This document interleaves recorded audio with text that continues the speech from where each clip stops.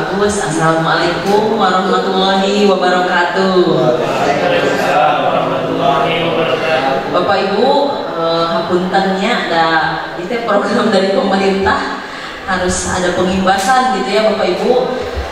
Mungkin ini hanya kulit-kulitnya saja, mungkin bagi yang akan melaksanakan implementasi kurikulum Merdeka. Kalau yang sudah merasakan seperti SMA Naja, kemudian Cipatat, itu mungkin sudah bisa dipahami gitu ya Bapak Ibu. Nanti di sini untuk yang akan ke implementasi kurikulum Merdeka ini, kami berkewajiban mendampingi Bapak Ibu nanti ketika pengimplementasiannya apabila sekarang masih mengadopsi kurikulum 2013 gitu ya.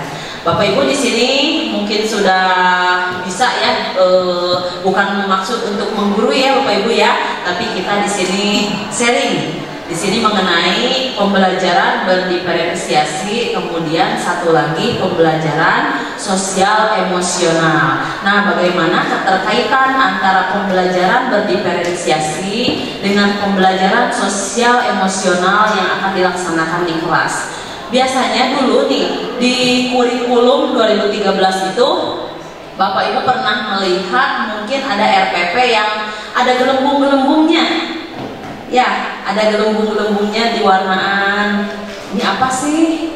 Nah, sama sebetulnya kaitannya dengan sekarang, bahwa pembelajaran ini dari tadi yang dimulai dari Bu Anan, dari umumnya membuat modul ajar, kemudian di sini disesuaikan dengan kebutuhan belajar murid. Artinya di sini harus ada pembelajarannya berdiferensiasi. Perbedaan antara kurikulum 2013 dengan kurikulum Merdeka ini adalah dari proses pembelajarannya yang berdasarkan kebutuhan pada murid.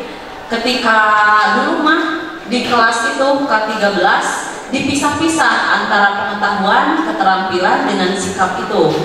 Namun sekarang itu semua dari keterampilan, pengetahuan dan sikap itu dilihat, dinilai, di assessment ketika keseluruhan dari mulai awal, tengah pembelajaran sampai akhir pembelajaran. Nah, Bapak Ibu, di sini kita akan mengenal yang pertama ini tadi telah dibahas awal-awalnya ya oleh Bu Anan. Itu secara umumnya. Kita masuk ke modul ajar berdiferensiasi. Nanti kita lihat dulu di sini ya, kulit-kulit pembelajaran berdiferensiasi itu apa? Different. Kalau dalam bahasa Inggris itu ada kata different. Different itu berbeda ya, Bapak Ibu. Pembelajaran belajar different artinya apa yang dibedakannya di sini? Baik dari kontennya nanti yang dibedakan itu, kemudian prosesnya dan produknya anak-anak ini. Nah, di sini kita lihat dulu pengertian diferensiasi, pendekatan pengajaran yang menyesuaikan metode, materi, dan penilaian untuk memenuhi kebutuhan belajar individu siswa. Jadi di kelas itu bukan kita membeda-bedakan satu anak, anak ini mah ini. Namun nanti pada akhirnya tujuan pembelajaran ini sampai kepada anak dengan bantuan nantinya. Nah, Bapak Ibu, di dalam pembelajaran berdiferensiasi ini ada namanya common sense differentiation. Nah, kita melihat yang pertama dilihatnya adalah pengenalan keberagaman siswa. Bapak Ibu mungkin di kelas itu kan beda-beda ya, kita bisa lihat dari hasil psikotes. Kalau di sekolah Bapak Ibu di sini perlu mengadakan nanti istilahnya psikotes, kalau enggak juga psikotes kalau mau mengetahui gaya belajar, kemampuan anak. Sekarang mah di online juga biasa ya Bapak Ibu, di online ini bisa dilakukan.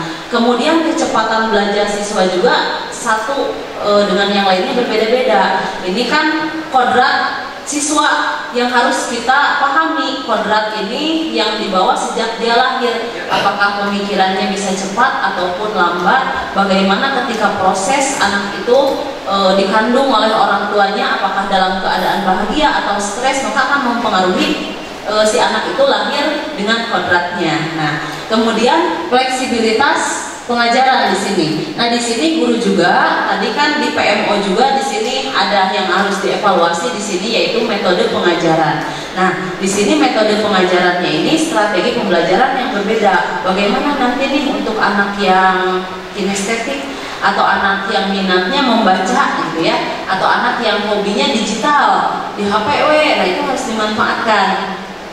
Kemudian yang ketiga, pemantauan penilaian. Nah, di sini kan penilaian di kurikulum Merdeka ini ada penilaian formatif dan sumatif. Nah, formatif yang pertama itu harus ada tes kemampuan awal siswa. Tes kemampuan awal siswa ini bisa dilihat dari tes kognitifnya, kemudian non kognitif juga ya. Nah, ini untuk mengetahui nanti di awal pembelajaran ini kemampuan prasyarat siswa. Siswa ini kan kalau di fase sebelumnya, di fase misalkan kita masuk ke fase E, berarti di fase D itu sebenarnya ada capaian pembelajaran yang sudah disampaikan. Kita harus lihat dulu, kalau mau lihat pemahaman awal siswa itu, oh ini di kelas SMP itu IPS, ini udah diajarkan, ini diajarkan. Itu bisa diujikan materi itu ketika awal masuk kelas 10 kepada anak-anak. Nah, jadi itu prasyaratnya bahwa nanti anaknya udah paham tentang materi ini dasarnya. Nah, baru nanti kita akan merancang pembelajarannya bagaimana. Nah, nanti ada juga di sini common sense-nya, di sini pilihan tugas dan bahan ajar. Nanti di sini pilihan tugas dan bahan ajar ini masuk ke dalam diferensiasi produk. Aduh, abi teh ari caling mah asal perada ieu. Soalnya anak kinestetik abi mah punten hayang jalan-jalan gitu. Yos calik kayaknya. Nah, ya. Yang terus saling bela. Ya baik. Nah, di sini ya. Kenapa? Oh, boleh. Punten tapi. Oh, mangga.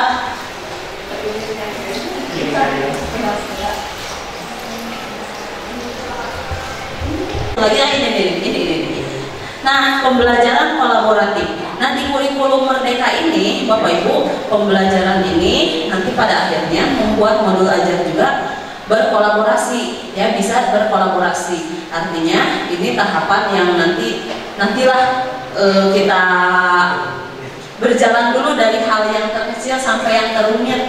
Karena di perjalanan kami selama setahun kurikulum Merdeka juga ini banyak belajarnya ketika ada wah ini salah, oh ya udah kita perbaiki langsung, ayo kita ini lagi, ayo ubah lagi gitu ya. Jadi banyak evaluasinya akhirnya, akhirnya gitu ya. Nah, selanjutnya di sini kalau di dalam pembelajaran kolaboratif, di dalam pembelajaran di kelas, artinya anak itu sudah mulai berkelompok gitu ya. Next. Nah, penerapan pembelajaran berdiferensiasi di kelas ini awalnya ditentukan tadi yang sudah dibahas oleh Bu Anan ini, menentukan tujuan pembelajarannya. Dari mana tujuan pembelajaran ini? Tujuan pembelajaran ini turun dari capaian pembelajaran yang diberikan oleh pemerintah. Capaian pembelajaran ini di Permen 033 ya di sini. Menganalisis kebutuhan belajar dengan asesmen awal tadi ya, berdasarkan 3 aspek: kesiapan belajar, readiness, minat murid, dan profil belajar murid. Nah, ini yang harus dilihat. Nanti kita lihat contohnya. Menganalisis penerapan 3 strategi. Nah, di sini 3 strategi. Jadi dari sini kita lihat misalkan dari profil belajar murid atau dari minat murid. Oh, anak itu lebih senang, anak kita bagi 3, misalkan yang senang menulis, membaca, kemudian musik, dan digitalisasi. Artinya nanti kita di pembelajaran ini bagaimana nih sampai ke produk anak ini menghasilkan karya sesuai dengan minat dia gitu ya. Mengimplementasikan rencana pembelajaran berdiferensiasi dalam konteks pembelajaran di kelas. Baru setelah tadi dirancang, nah di sini baru membuat RPP-nya. Nah, setelah RPP baru membuat asesmen pembelajaran yang disesuaikan dengan tujuan pembelajaran dan kebutuhan murid. Nah, next Pak Ade. Nah, guru dapat melakukan pemetaan kebutuhan ini dari mulai tadi ya, kesiapan, minat belajar dan profil murid.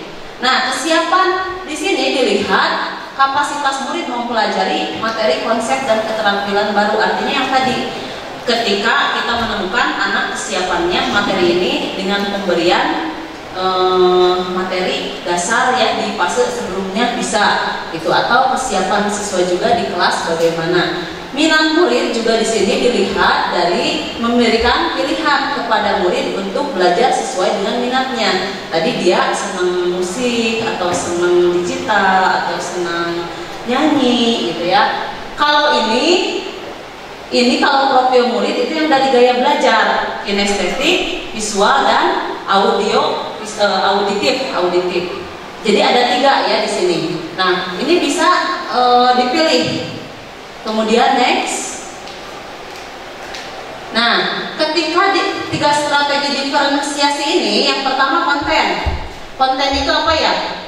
Kontennya itu materi yang kita bahan ajar yang disajikan. Jadi siswa lebih senangnya misalkan kita guru harus pandai-pandai digital sekarang. Silakan anak-anak. Jadi bukan hanya menyiapkan buku, tapi bahan ajar yang kita buat juga harus ada. Kemudian misalkan memberikan link aja, scan barcode-nya.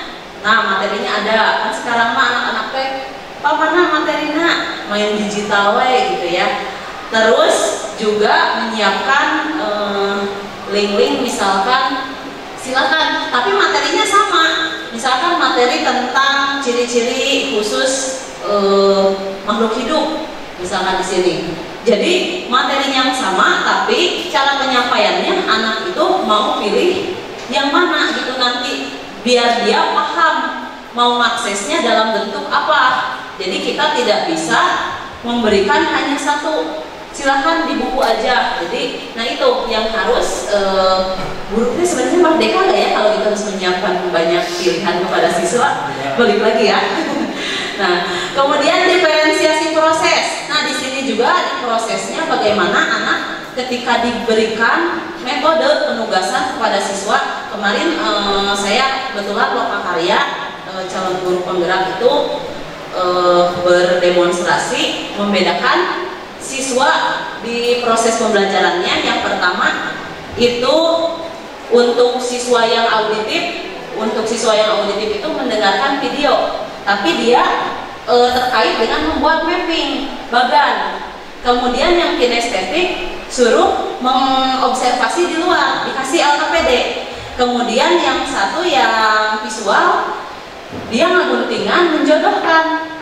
Nah itu, jadi disiapkannya juga itu sesuai minatnya oleh guru juga ya. Kita lihat proses yang tadi berdasarkan profil belajar murid juga disiapkan oleh guru juga gitu ya. Nah, diferensiasi produk artinya nanti dari hasil pembelajaran di sini diferensiasi produknya. Produknya yang dihasilkan ketika dia bercerita yang kinestetik. Saya tadi menemukan cicak itu membelah diri. Benar, cicak membelah diri bukan ya? Cicak itu bertelur gitu ya. Nah, di sini. Jadi apa yang dilihatnya dia paham. Ada anak yang suruh mendengarkan video, hasilnya juga sama, tujuannya yang diperoleh itu sama pada akhirnya. Next. Lanjut lagi ya. Nah ini, jadi pembelajaran berdiferensiasi ini pada hakikatnya sesuai dengan filosofi Ki Hajar Dewantara, yaitu mengantarkan murid berdasarkan kodratnya ya, kodratnya hidup nanti di sekolah atau nanti ketika dia setelah lulus sesuai dengan potensinya ya. Di sini Bapak Ibu, dalam proses pembelajaran murid membuat juga nanti di dalam kelas ini utama adalah kesepakatan kelas dan keyakinan kelas. Nah ini nanti kita bahas di modul ajarnya. Agar dalam proses pelaksanaan pembelajaran percaya dan yakin bahwa murid memiliki nilai-nilai kebajikan yang ia yakini untuk menjadi pribadi yang berkarakter melalui profil pelajar Pancasila ya. Itu ulasan mengenai pembelajaran berdiferensiasi. Tidak ada sesi tanya jawab. Lanjut dulu ya. Mangga di satu lagi materi PST. Nah, apa kaitannya nih pembelajaran sosial emosional ya? Nah, Bapak Ibu, jadi dalam pembelajaran itu tadi kan kita mengetahui siswa itu dari latar belakang yang berbeda ya. Kita nggak tahu nih ke sekolah itu anak dalam keadaan bahagia atau sedih, udah dicarekan ke sekolah nanti ya, atau harus nimba pula, dia capek, gadang, harus ke pasar dulu, atau kalau di Gunung Halu ke selatan mah cenah dugi ka sekolah teh tabu 8 setengah 9 ya, setengah 8 karena capek jauh. Nah ini kenapa sering terlambat gitu ya. Jadi kita harus memanggil dulu emosi siswa ini, sebenarnya perasaannya ada di kelas enggak gitu ya. Nah, sesuai dengan Ibu Ice Khadijah, seorang pendidik jadilah seperti air, teguh pendiriannya namun juga siap untuk menyesuaikan diri dalam menjalani proses belajar. Nah, di sini konsep pembelajaran sosial dan emosionalnya kita lihat yang pertama. Nah, di sini ya, pernahkah Anda mengalami kekecewaan, kegagalan, kemunduran yang berdampak tingkat stres kita meningkat? Pernah nggak Bapak Ibu? Pernah ya? Kita mengalami kecemasan, kesal, amarah saat menghadapi murid? Pernah ya, kesel? Ya, pernah. Atau menghadapi tugas tambahan yang menumpuk serta bersamaan dengan tugas mengajar. Nah, ini mah kurikulum pasti. Ya, kira-kira bagaimana cara mengatasinya? Ya, kita udah banyak tugas tambahan ya, betul. Nah, bagaimana sih gitu ya di sini? Nah, disinilah pembelajaran sosial dan emosional untuk menciptakan lingkungan belajar yang aman dan nyaman agar seluruh individu di sekolah dapat meningkat kompetensi akademik dan kesejahteraan psikologis secara optimal. Artinya di sini istilahnya well-being. Jadi sekolah itu rumah kedua. Kalau kata well-being ya. Kalau kata Pak Jampur dulu itu sekolah itu rumah kedua well-being gitu ya. Nah, Bapak Ibu, di PSE ini pembelajaran sosial emosional ini kita akan mempelajari yang pertama di sini kompetensi sosial emosionalnya kesadaran diri, kemudian manajemen diri, kesadaran sosial, keterampilan berelasi, pengambilan keputusan yang bertanggung jawab. Artinya ini yang harus diajarkan kepada murid. Murid dari sadar bisa memanage dirinya, sadar kita bersosial, kemudian bagaimana berelasi ya di dalam kelompoknya. Nah, akhirnya pada ujungnya yaitu pengambilan keputusan yang bertanggung jawab. Nah, seperti halnya ketika ada anak yang hidupnya awalnya bahagia gitu ya, hidup dengan kedua orang tuanya, dia bahagia sekali, namun harus dipisahkan bahwa kedua orang tuanya itu yang ayahnya bekerja, ibunya bekerja jauh, dan dia harus sekolah sendiri. Sekolah sendiri, ketika dia berprestasi tidak ada yang mendatangi, ketika ditelepon orang tuanya tidak ada ya, tapi dia itu tetap bisa belajar dengan baik, dia bisa mendapatkan piala. Nah, itu artinya dia belajar dengan baik walaupun tanpa kasih sayang orang tuanya bekerja, pengambilan keputusan yang bertanggung jawab, dia tetap belajar dengan baik. Nah, kalau di Cipundeui mah gitu ya, di Cipundeui di sini banyak sekali yang tingkat perceraian orang tuanya banyak, dan itu dijadikan alasan ya, dijadikan alasan bahwa dia itu anak broken home. Nah, itu bukan jadi alasan sebenarnya untuk memacu kita menjadi lebih baik lagi, ya, menunjukkan kita harus bisa mengambil keputusan yang bertanggung jawab. Nah, kemudian dalam pembelajaran juga di kelas, anak-anak itu harus dilatih kesadaran penuh. Artinya di sini mindfulness. Nah, di sini perhatian, fokus, atensi yang disengaja ketika kita menyampaikan materi, ketika belajar di kelas, mendengarkan teman menyampaikan pendapat. Nah, gitu ya. Sekarang rasa ingin tahu tanpa prasangka dan menghakimi, ulas asih. Nah, ini yang nantinya kesadaran penuh. Next. Nah, di sini di PSE ini perubahan pengetahuan, keterampilan, sikap sebagai pemimpin pembelajaran. Setelah mempelajari ini, Bapak Ibu semua di sini kan pemimpin pembelajaran ya. Nah, next. Yaitu proses pembentukan diri dengan keterampilan-keterampilan yang dibutuhkan anak tadi ya. Next. Nah, ini PSE ini memberikan fondasi yang kuat bagi murid untuk dapat sukses dalam berbagai area kehidupan mereka di luar akademik. Jadi PSE ini tidak hanya diajarkan di dalam proses pembelajaran saja, di luar akademik juga, kemudian termasuk kesejahteraan psikologis, well-being secara optimal. Nah, kemudian pembelajaran ini harus dilakukan secara kolaboratif oleh seluruh komunitas sekolah. Jadi tidak bisa dilakukan oleh individu di sini. Jadi kita harus berkolaborasi. Next.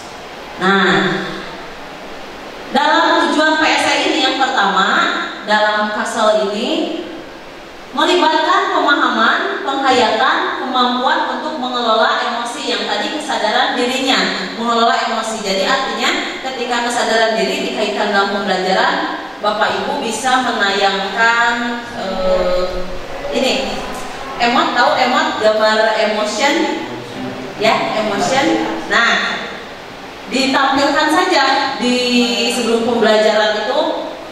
Anak-anak coba lihat, ada dua emosi di sini. Ada yang satu sedih, ada yang satu bahagia. Artinya anak salah satunya di kesadaran diri ini belajar empati. Di belajar empati ini, kira-kira anak-anak kalian dalam satu hari berapa persen sih bahagianya? Berapa persen sih ada sedihnya? Gitu ya. Anak-anak menjawab tuh 50-50 gitu ya, Bu.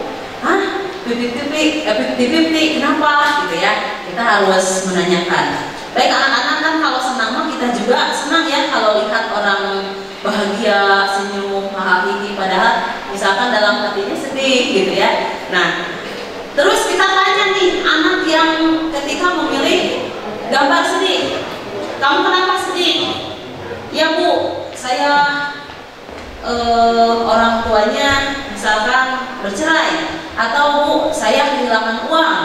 Nah, apa yang akan dilakukan temannya? Ditanya untuk menggali sifat empatinya. Bagaimana cara menghadapi nih teman kalian nih sedang empati?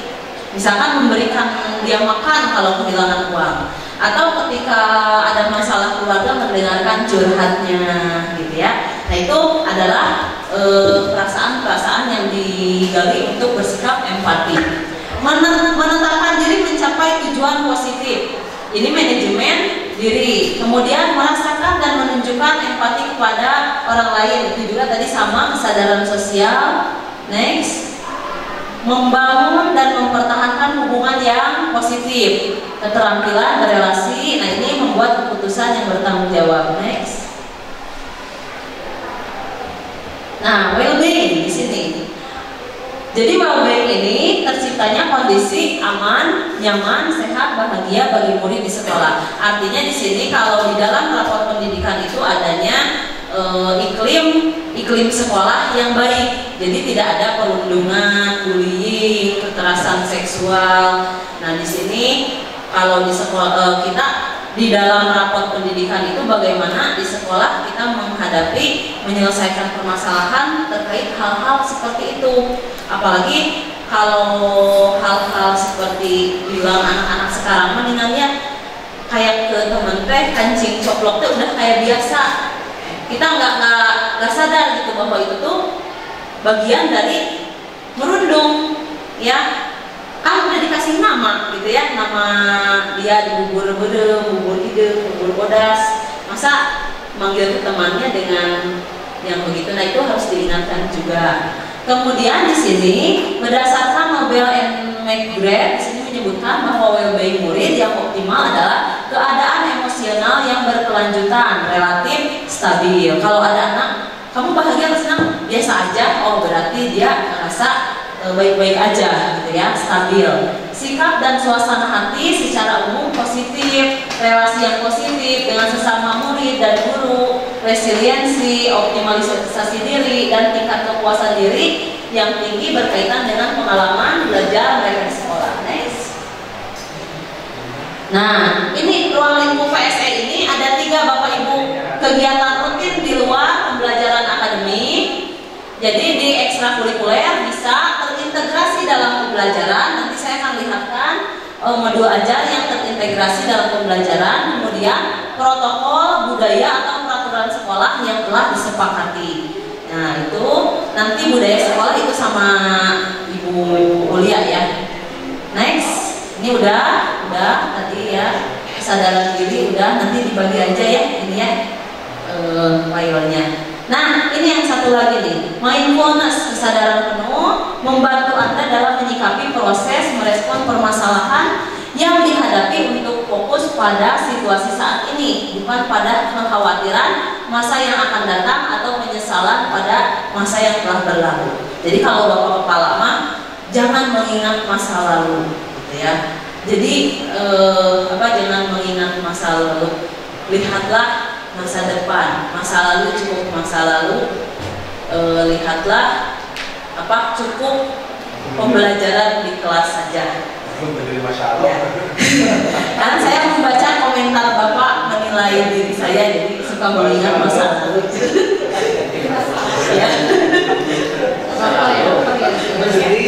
Ya. Nah ini kesadaran penuh sudah. Next Pak Dek. Ya, next. Nah ini contoh latihan mindfulness-nya ini. Ya Bapak Ibu, kita praktekkan sedikit saja ya, nggak perlu ya.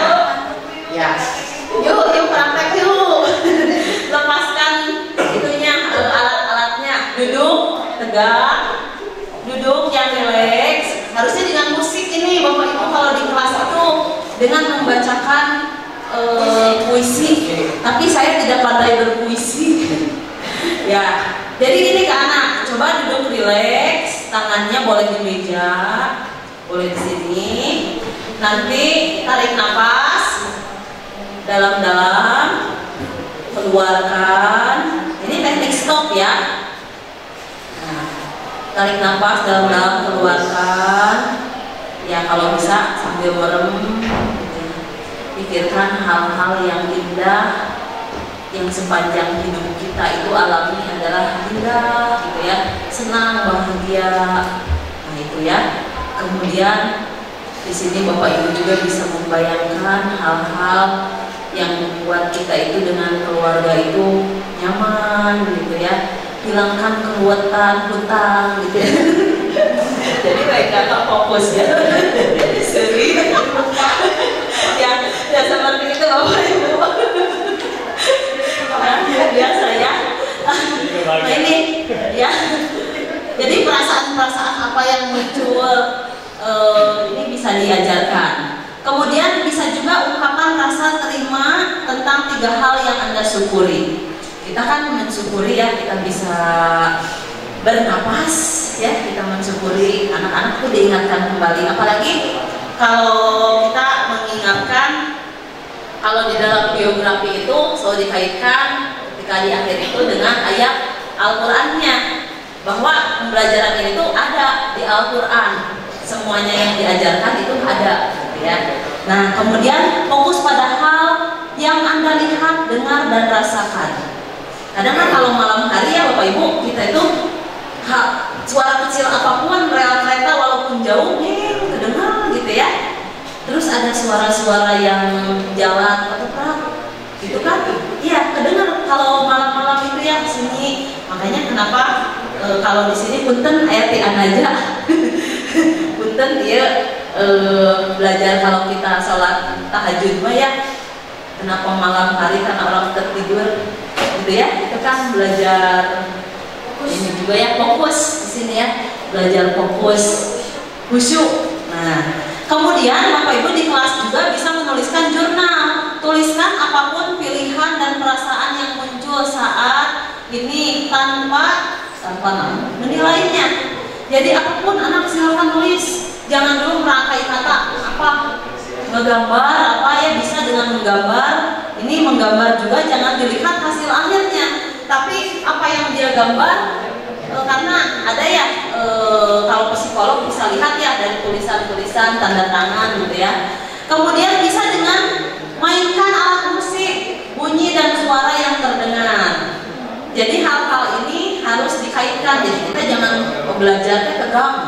Bagi Bu Eva, ayo bahasa Inggris ya. Oh matematik ya. Ya belajar matematik itu Bu Eva. Ayo kita belajar matematik, nggak bisa. Nah jadi harus dengan mindfulness. Next, ada nih. Nah ini juga ya, menuliskan apapun yang ada pikiran tanpa menilainya. Jadi menggambar tanpa hasil atau peragaman otot olahraga. Oke, next. Oke, ada 5 menit lagi. Saya mau munculkan ini saja di sini. Memunculkan contoh. Abi boleh sekarang duduk ya? Ya. Nah. Terima kasih Pak Ade. Ya, saya akan memunculkan di sini di mana sih peletakan tadi diferensiasi dengan PSE-nya. Nah, ini tujuan pembelajarannya. Nah, ini anak ditanya. Jadi minatnya di sini minat murid dikelompokkan, tapi ini jadi 2 kelompok nantinya. Seni, bahasa, multimedia. Nah, nanti diferensiasi produknya, nah ini membuat berupa gambar, puisi, lagu dari tadi ya, sesuai dengan tujuan pembelajarannya. Ini kalau anak yang senang menulis berarti tulisan tentang keunggulan, nanti bisa bentuk mapping. Nah ini infografis, video, poster, biasanya dalam di Canva. Nah Bapak Ibu, ini kompetensi awal profil pelajar Pancasilanya. Ini nggak usah ya, tadi udah sama Bu Ana. Di mana letaknya PSE ini di kegiatan pembelajaran? Nah ini ya, kita kan berdoa religius. Nah budaya positif yang nanti akan dijelaskan Bu ya, yaitu kesepakatan kelas di sini. Adanya kesepakatan kelas. Nah ini yang tadi kita ajarkan, kita tarik nafas, itu teknik stop. Nah ini pengenalan emosi, kesadaran diri, tebak-tebak emosi. Kemudian kesadaran ini nih, empati ya, kesempatan untuk memberikan pendapat berupa solusi. Ini udah dimasukkan. Nah ini menggunakan keterampilan merancang, mengorganisir. Jadi manajemen diri. Jadi berkelompok itu masuk ke dalam manajemen diri. Kemudian berliterasi. Nah di sini bantuan bagi murid yang kurang paham, itu namanya scaffolding. Kemudian yang KSE 4 tadi, keterampilan berelasi. Nah di sini anak di dalam kelompok membuat hasil identifikasi sesuai dengan minat bidang yang disukai dalam bentuk yang disesuaikan dengan pilihan minat masing-masing. Artinya di sini minat masing-masing itu turut membela hak-hak orang lain. Ya udah, saya minatnya ke sini misalkan. Diferensiasi produk. Nah ini catatan untuk scaffolding. Kemudian manajemen diri, mendemonstrasikan kendali diri dan dalam kelompok. Jadi ini menyajikan hasil. Sebenarnya kita di dalam pembelajaran ini sudah menerapkan PSE, tapi letaknya di mana? Nah kalau dulu di K13 itu ada gelembung-gelembung dengan ya karakternya di mana. Nah kemudian KSE 5 pengambilan keputusan bertanggung jawab, artinya ya apa yang sudah didiskusikan siswa di kelas berkelompok itu adalah pengambilan keputusan yang bertanggung jawab, mau mempresentasikannya. Nah ini yang kesadaran diri, kembali lagi kayak KSE 1, bahwa di dalam pembelajaran laut itu ada di Al-Quran gitu ya, menghubungkan perasaan, pikiran, dan nilai-nilai. Ini di surat Al-Fatir ayat 12. Nah itu Bapak Ibu, kemudian di sini tempelkanlah sticky note pada buku dengan menggambarkan emosi yang kalian rasakan saat mempelajari posisi strategis Indonesia. Artinya di sini sudah belajar kesadaran sosial emosionalnya. Nah Bapak Ibu, itu mungkin ya mengenai pembelajaran berdiferensiasi dengan pembelajaran sosial emosionalnya. Nah ini bentuk modul ajarnya sama yang tadi dipaparkan oleh Ibu Anan. Oke, ini dimasukkan ya PSN-nya nih. Yang anak mengisi boleh lewat link tadi ya. Oke, terima kasih. Ada yang mau ditanyakan mungkin 1 menit? Atau cukup ya? Nanti aja di belakang ya. Di belakang aja chatting. Terima kasih. Mohon maaf ya Bapak Ibu, itu saja yang bisa saya sampaikan saat ini. Apabila ada apa-apa, nanti kami juga akan mendampingi 6 sekolah ini dalam pengimplementasian seluruh materi ini berdasarkan yang telah dibagi-bagi gitu job desk-nya.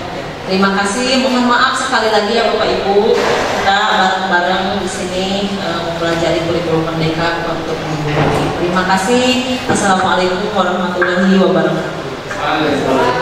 Ya, terima kasih kepada